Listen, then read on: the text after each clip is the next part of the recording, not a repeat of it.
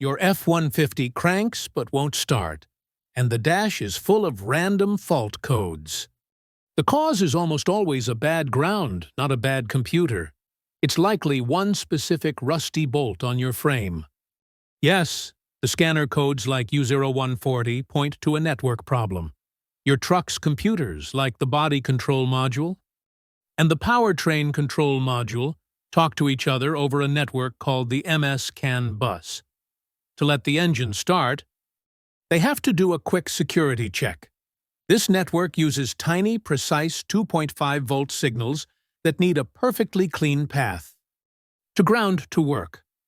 The main ground for this system is a connection called G401. It sits on the frame rail, right under your driver's side door, exposed to road salt and water. So it often corrodes. When that happens, the clean path is broken. The computers can't talk clearly, and the anti-theft system locks the engine out. Before you do anything else, you can check the network's health.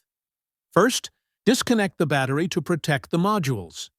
Set your multimeter to ohms and measure the resistance between pins 3 and 11 on the diagnostic port under the dash.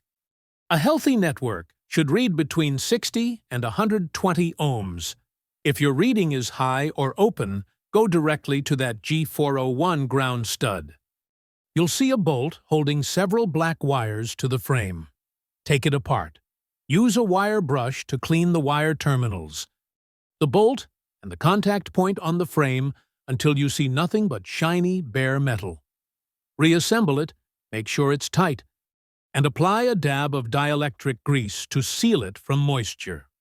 This single corroded bolt can mimic a major failure of multiple computer modules.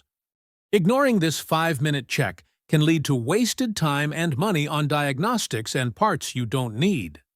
So, check that ground before you even think about replacing a computer.